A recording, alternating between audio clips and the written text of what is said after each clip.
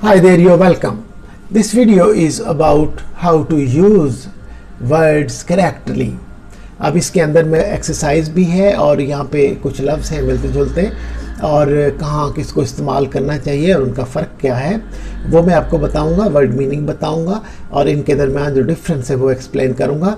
और उसके बाद आपके लिए कुछ सेंटेंसेस भी हैं और उनके अंदर दोनों ऑप्शन आपको दिए गए हैं और ताकि आप बताएं कि यहाँ पे कौन सा लगेगा। पहले मैं एक सेंटेंस को बोलूँगा, उसके बाद दोनों ऑप्शंस को बोलूँगा, पूरा सेंटेंस बोलूँगा आपके लिए और उसके बाद आपको बताऊँगा कि यहाँ पे क्या लगना चाहिए और क्यों वो लगना चाहिए।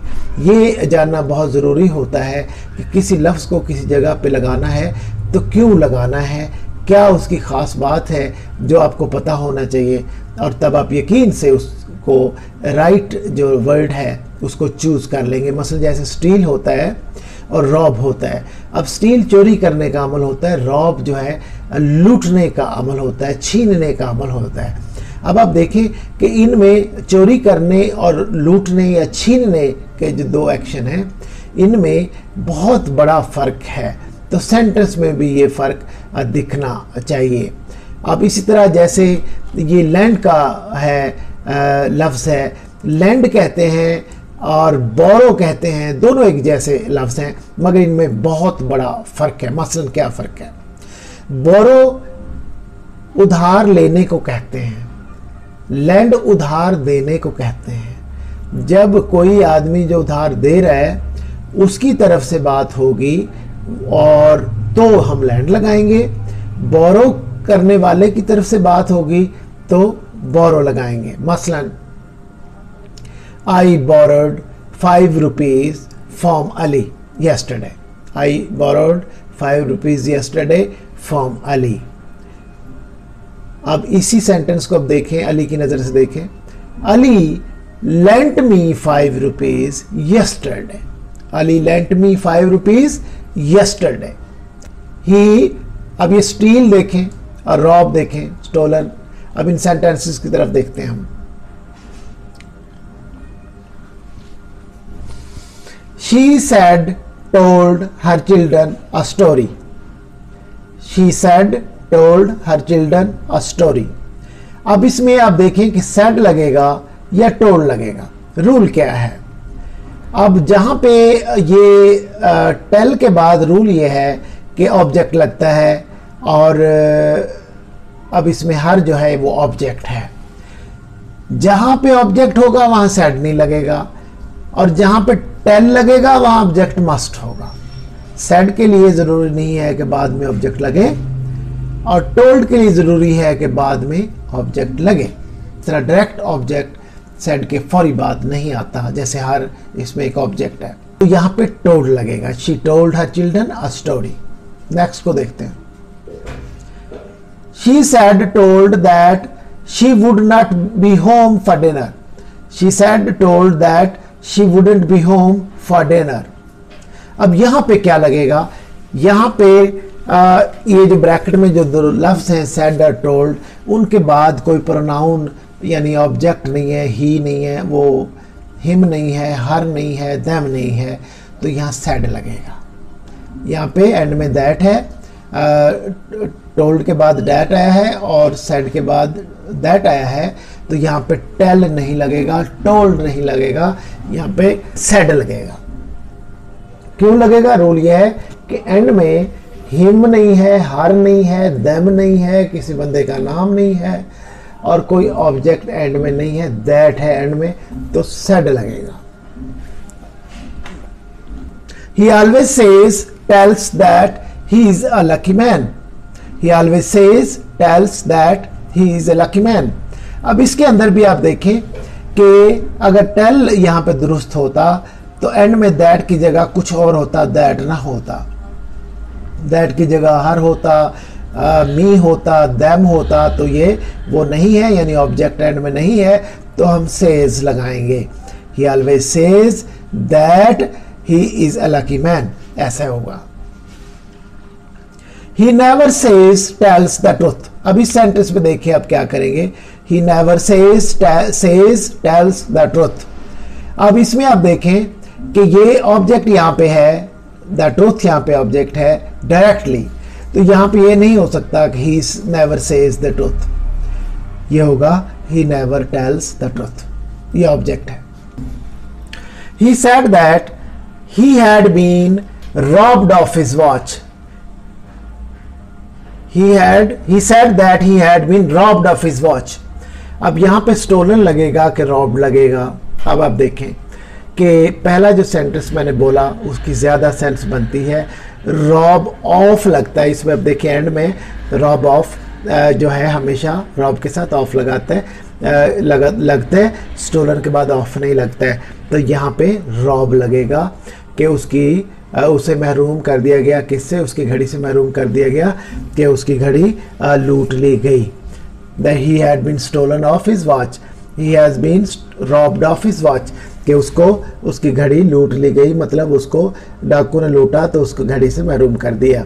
He had been robbed of his watch, मतलब उसकी घड़ी डाकुओं ने छीन ली गई। robbed of मतलब छीन ली गई। अब स्टोलन के बाद ऑफ नहीं लगता है तो हमने इसमें यहाँ पे ऑफ लगाया, स्टोलन नहीं लगाया। The man who stole robbed the bank has been caught. अब देखिए बैंक को तो आप चोरी नहीं करते, बैंक को आप रॉब करते हैं। The man who robbed the bank has been caught, तो यहाँ पे रॉब्ड लगेगा। The man who robbed the bank has been caught, caught का मतलब है पकड़ लिया गया है। The man who stole robbed his watch has admitted his guilt।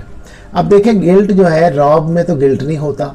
जब कोई डाकू चोरी करता है तो सबको पता होता है इसने लूटा है, इसने छीना, तो ज़बरदस्ती छीनता है, रॉब करता है, तो उसमें एडमिट करने वाली बात ही नहीं होती, तो अंडरस्टूड होता है कि उसने कोई डाउट वाली बात नहीं होती। और जब आप चोरी करते हैं और वो छुपा होता है तो उसमें आप एडमिट करते हैं। तो यहाँ पे स्टोल जो है वो लगेगा। The man who stall his watch मतलब जो कह रहा है कि उसकी घड़ी जिसने चोरी की, उस बंदे ने अपना गिल्ट जो है एडमिट कर लिया, मतलब तस्लीम कर लिया। गिल्ट मतलब गुनाह और अपना कसूर, अपना जुर्म।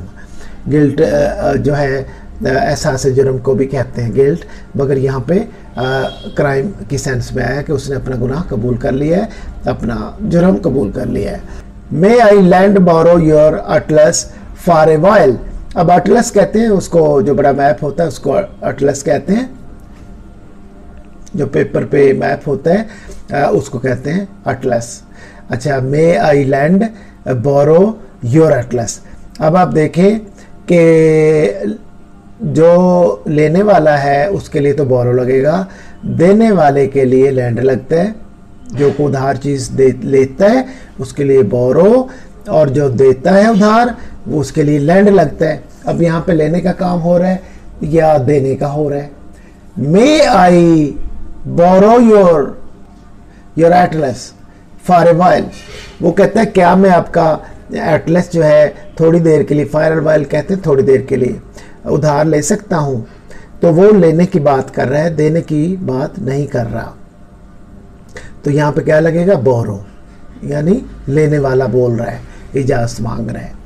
आई will lend it to you on one condition. मैं ये आपको एक कंडीशन पे दूंगा।